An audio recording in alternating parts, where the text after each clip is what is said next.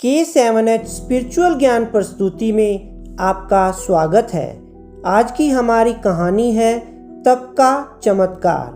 प्राचीन काल में भृगु नाम के एक महान ऋषि हुए हैं। उनकी पत्नी का नाम था पुलोमा। एक बार जब ऋषि पत्नी पुलोमा गर्भवती थी, तभी प्रमोला नाम का एक राक्षस शुकर सुअर का रूप धारण कर उन्हें जबरन उनके आश्रम से उठा ले गया। पुलोमा ने छूटने का बहुत प्रयास किया। अथक प्रयास के बाद वे उस राक्षस की पकड़ से छूट गई और बचने के लिए इधर उधर दौड़ने लगी। इसी प्रयास में उनका गर्भ च्यवित हो गया। जब उस च्यवित गर्भ से एक तेजस्वी बालक पैदा हुआ, उस बालक में इतना तेज था कि उसे देखकर राक्षस भस्म हो गया।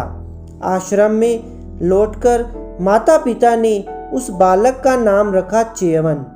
आगे चलकर वे ही महर्षि च्यवन के नाम से प्रसिद्ध हुए। भृगु के पुत्र च्यवन बड़े ही तपस्वी, तेजस्वी और ब्रह्म तेज संपन्न हुए। वे सदा तपस्या में ही लगे रहते थे। तपस्या करते करते उनके शरीर के ऊपर दीमक लग गई थी और दीमक के एक टीले के नीचे वे दब गए थे। केवल उनकी दो आंखें ही दिखाई देती थी। एक दिन महाराजा श्रेयार्ती अपनी सेना सहित वहां पहुंचे। सैनिकों ने जंगल में डेरे डाल लिए। हाथी घोड़े यथास्थान बांधे गए और सैनिक इधर उधर घूमने फिरने लग गए। महाराज श्रेयार्ती की पुत्री सुकन्या अपनी सखियों सहित जंगल में घूमने लगी। घूमते घूमते उसने एक टीला देखा। तभी टीले में से दो चमकती हुई आंखें दिखाई दी।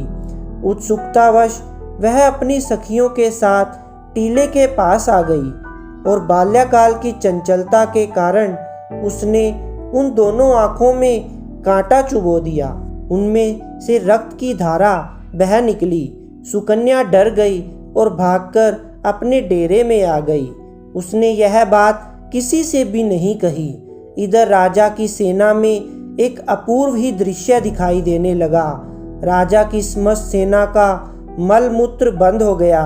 राजा, मंत्री, सेवक, सैनिक, घोड़े, हाथी, रानी, राजपुत्री सभी दुखी हो गए। राजा को बड़ी चिंता हुई। उन्होंने सबसे पूछा, यहाँ पर भगवान भार्गव मुनि च्यवन का आश्रम है। तुम लोगों ने उनका कोई अनिष्ट तो नहीं किया है? किसी ने उनके आश्रम पर जाकर अपवित्रता या अशिष्टता तो नहीं की है? सभी ने कहा, महाराज हम तो उधर गए भी नहीं। तब डरते डरते सुकन्या ने कहा, पिताश्री अज्ञानवश एक अपराध मुझसे हो गया है। दीमक के ढेर में दो जुगनू से चमक रहे थे। मैंने उनमें कांटा चुभो दिया था, जिससे उनमें से रक्त की धारा बह निकली। महाराजा सब समझ गए। वे पुरोहित और मंत्री के साथ बड़ी दीनता से महर्षि च्यवन के आश्रम पर पहुंचे। उनकी विधिवत पूजा की और अज्ञान में अपनी कन्या के लिए हुए अपराध की क्षमा मांगी। महाराज श्रेयार्ती ने हाथ जोड़कर कहा, हे भगवान, मेरी यह कन्या सरल है, सीधी है। इससे अनजाने में यह अपराध हो गया। अब मेरे लिए जो भी आज्ञा हो कहें, मैं उसे सहर्ष पालन करूंगा। च्यवन मुनि बोले, हे राजन, यह अपराध अज्ञान में ही हुआ सही, किंतु मैं वृद्ध हूँ, आंखें भी मेरी फूट गई। अतः तुम इस कन्या को ही मेरी सेवा करने के लिए छोड़ जाओ। महाराजा ने इससे सहर्ष स्वीकार कर लिया। सुकन्या ने भी बड़ी सहजता से इसे स्वीकार किया। सुकन्या का विवाह विधिवत च्यवन मुनि के साथ किया गया और राजा उसे समझाकर अपनी राजधानी को चले गए। च्यवन मुनि का स्वभाव कुछ कड़ा था, किंतु साध्वी सुकन्या दिन रात सेवा करके उन्हें सदा संतुष्ट रखती थी। एक बार देवताओं के वैद्य अश्विनी कुमार च्यवन मुनि के आश्रम पर च्यवन मुनि ने उनका विधिवत सत्कार किया। ऋषि के आतिथ्य को स्वीकार कर अश्विनी कुमारों ने कहा, ब्राह्मण, हम आपका क्या उपकार करें? च्यवन मुनि ने कहा, देवताओं, तुम सब कुछ कर सकते हो, तुम मेरी इस वृद्धावस्था को समाप्त कर मुझे युवावस्था प्रदान कर दो।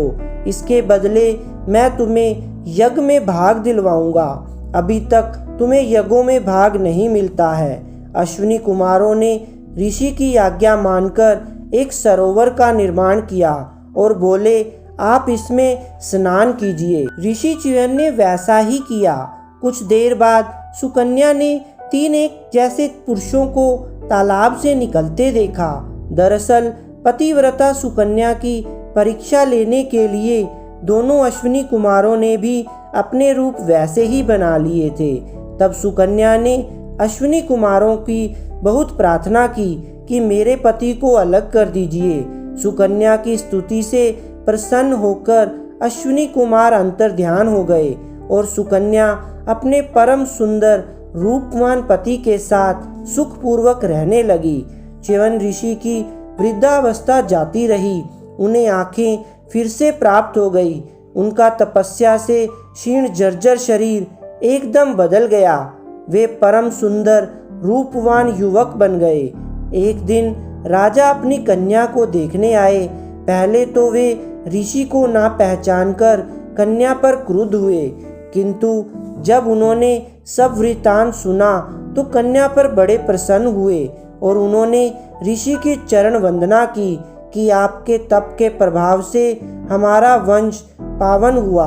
उन च्यवन ऋषि के पुत्र प्रमिति हुए और प्रमिति के रुरु, रुरु के शौनक हुए।